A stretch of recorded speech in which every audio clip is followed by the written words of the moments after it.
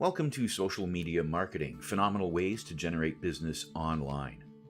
My name is Joe White. I am your facilitator. Quick overview of myself. I've been in the mortgage industry since '88, in education since '96 through Seneca College. I ran the financial services underwriting post-diploma program, as well as developed some courses for them at Seneca. I founded REMIC in 2008. I'm the principal broker of my own brokerage. Founded the Association of Mortgage Investment Professionals, and I've written a few books and taught a bunch of students. That's a bit about me. So right into what we're doing today. Our 8 phenomenal tips to get you started. It's okay to start small. There are a lot of social networks out there, but you don't have to be on all of them. As a matter of fact, if you try to get on all of them, you're probably going to have your head explode at some point or just go madly insane. So if you're not sure about how to use Instagram, don't use it. If you're not sure how to use Twitter just yet, skip it. No time to blog, don't worry about it. You have to make a choice, however, on which one you want to focus on. Social media is very time consuming, but it's important, and it will help increase your Google search rankings, give your brand a human voice, and allow your customers to start a conversation with ease. So tip number 1. Decide which audience you need to target. In regards to strategy, you have limited time, maybe limited content. There's a very specific audience you want to reach. Here's a quick, non-scientific breakdown of who uses which network. Teenagers tend to gravitate towards Vine, Snapchat, YouTube, Tumblr, and Instagram. Soon-to-be wives, soon-to-be moms, we're all about Pinterest. Young parents and grandparents alike are on Facebook. Business types and leaders rule LinkedIn. And influencers and bloggers love Twitter and Tumblr. When you're thinking about which group, which audience you want to target, and that's important because in every type of sales environment, whether it's insurance, whether it's real estate, whether it's mortgage brokering, you will determine what type of market you want to go after. Do you want to go after first-time home buyers, refinancers, so on? So this is going to help you get a feel for what your target is. Choose your presences wisely. Now that you've learned which networks are best for your audience, cross-check it with which networks are best for your business. The goal here is to commit to only 1 or 2 networks. Instagram and Pinterest are great for highly visual companies that have access to lots of beautiful branded photography or products, likely not in the insurance or mortgage industry. That could be in the real estate industry, depending on the properties you're selling. Facebook and Twitter are great for businesses that generate a lot of unique editorial content that can be shared via a link. And that's something that we can do in both the insurance and the mortgage market. There's a lot of great content, especially over the last couple of years. There are a lot of topics to talk about. Vine, Snapchat, and YouTube are great for brands with access to professional level production equipment and a sense of humor. So that is a bit of an upper echelon when you finally get to that point. Talking about Vine and Snapchat, when you have professional production that you want to get out there, I would shy away from the sense of humor since that can be a bit of a minefield. And YouTube, you can use YouTube for all kinds of promotions through your business or for your business, but just be aware that poor quality videos on YouTube tend not to be that effective. Choose a consistent handle. Every social network requires a handle or name. Make yours consistent and make sure it's available to claim on all of your networks. So whatever you pick for Facebook should be used on Twitter and Instagram and Pinterest and any other network you sign up for. In theory, fans will start tagging you on Instagram and tweeting to you on Twitter. They can't do that if your name is confusing. For Facebook, you can claim a vanity URL as well. It's much easier and prettier to share than an extra long link with lots of numbers at the end. So if you go to facebook.com/username, you can check to see if your username is available for that vanity URL. Tip number 4, create a strategy and pipeline of content. You probably have more to share than you think. Think about the ways you can repurpose the content you already have and the steps you can take to create new content. Depending on the brokerage that you're with, your brokerage may provide you with content in regards to weekly email content for newsletters. You can take that information, repurpose it into smaller chunks, and tie it back into your website. For example, you throw something out on Twitter that links back to your website and links back to that content so that they can get a larger explanation of what you were tweeting about. Can you reuse any press coverage you've received and share it on Twitter? Can you think outside the box and create posts that address problems, concerns, or interests your customers have that are relevant to your business? Now, if you have a low budget and no branded content to share, consider starting a blog. Share peeks behind the scenes, ways your product or business is helpful in the real world, and showcase client stories. And that's important for especially insurance and mortgage brokering, client stories. If you don't have a big budget and you don't have a lot of branded content, start talking to your clients. Find out their stories, ask them if you can share their stories. The nice thing about that is they are centers of influence as well.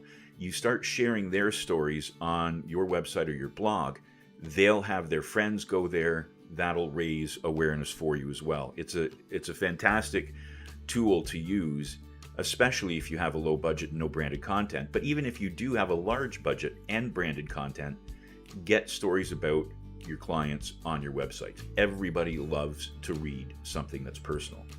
And if you could take that and make it a video, all the better. Share the correct mix of content.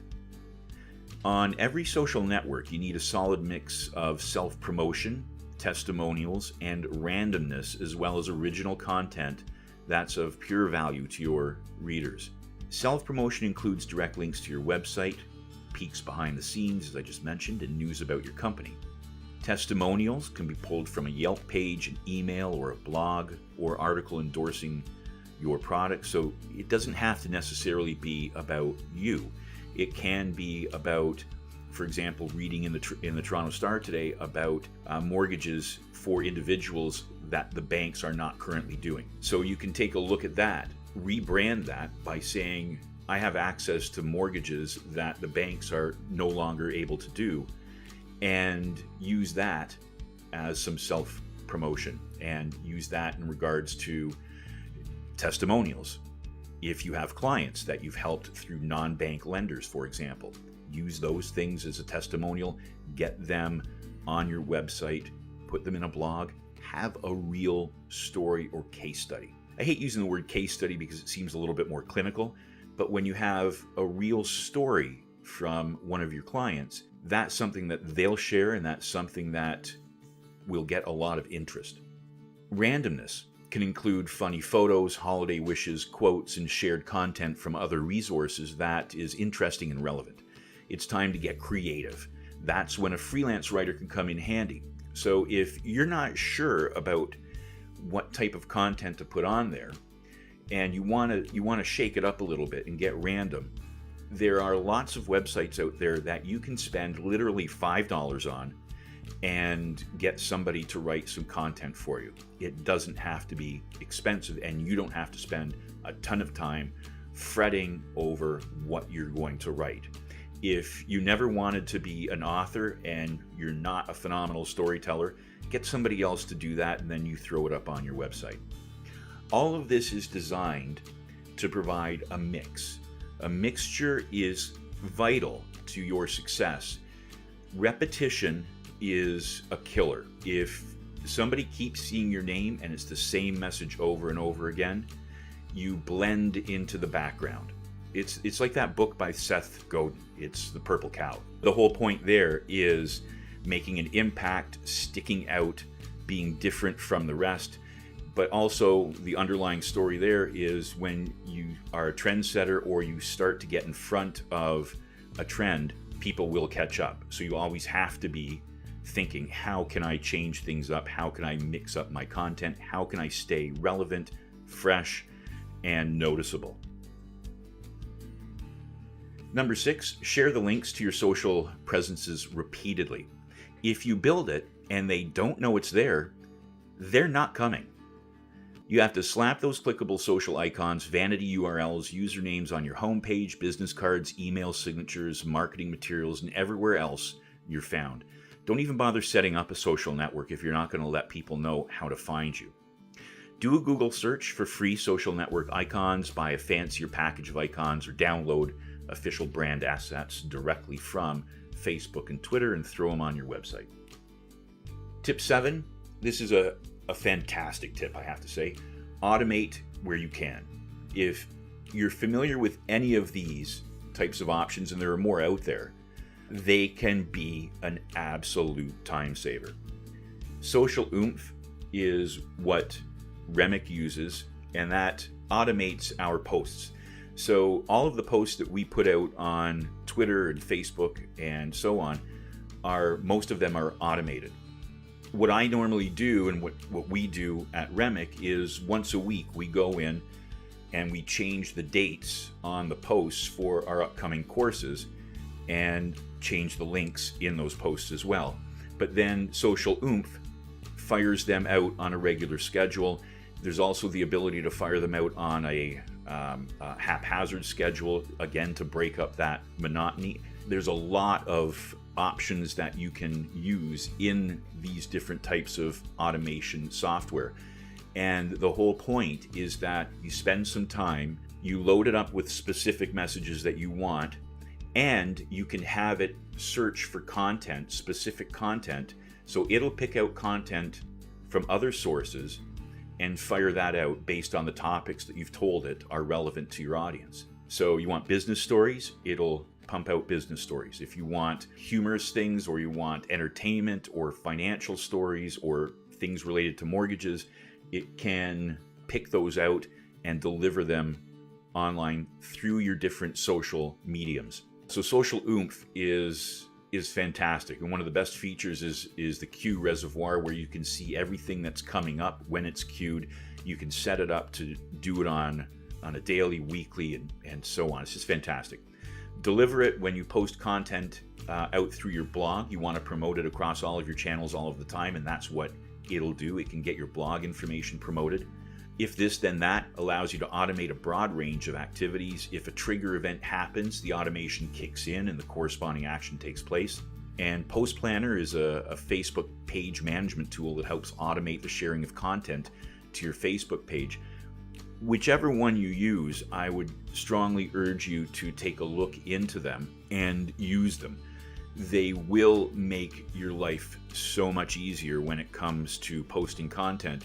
You'll be able to see that, oh wow, I just posted some information, or I just tweeted while you were having breakfast, and you didn't tweet yourself. Social Oomph did it for you.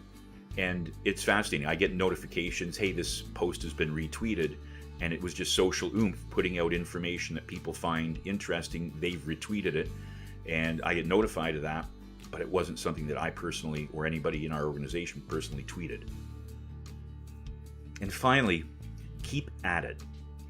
You can make an impact and grow your social following in as little as 1 hour per week. That may sound like a long time. Actually, when you're sitting there, the hour will fly by, but set some time aside. Facebook's scheduling feature lets you queue up posts up to 6 months in advance. Social media dashboards let you queue up content like we were just talking. And here's a quick guide to the bare minimum you should be posting for each. Blog at least once per week. Post on Facebook, Instagram, LinkedIn, Vine 3 times per week. Tweet 10 times per week. Pin 20 times per week. Those are not carved in stone. Those are guides. You can do a little bit more, do a little bit less. I wouldn't suggest that you do substantially more. That'll suck up all your time and create too much of a presence. And don't do it too much less, because people will start to forget who you are. And remember, abandoned presences are worse than no presence at all. When you enter the social media space, you're building a relationship with your audience, potential customers, brand enthusiasts. Don't let them down. If somebody posts a review of your service on Google, make sure that you respond to it. We're all guilty of being overwhelmed by a lot of things going on in our lives, but it's important that if you have a presence, that you take care of that presence and nurture it. There's nothing worse than going on to, especially if you look at some of major companies' Facebook pages, questions that have been asked and never answered. There's nothing worse than that, because the one thing that screams out is, yeah, we started sort of doing this, but we don't really care enough about our clients and customers to keep up the effort. So it's better to not have the presence than to have bad presence. Okay, next steps. We suggest that you begin by making a social marketing plan. This is important and vital, actually, to implementing what we've just discussed. But also make sure that you come and check us out at remic.ca/events for upcoming free webinars, and visit us at remic.ca/webinars for archived versions of our previous webinars. Thank you very much for taking the time out of your busy schedule to spend some time with us. It is always a pleasure, and we look forward to talking to you again in one of our upcoming webinars.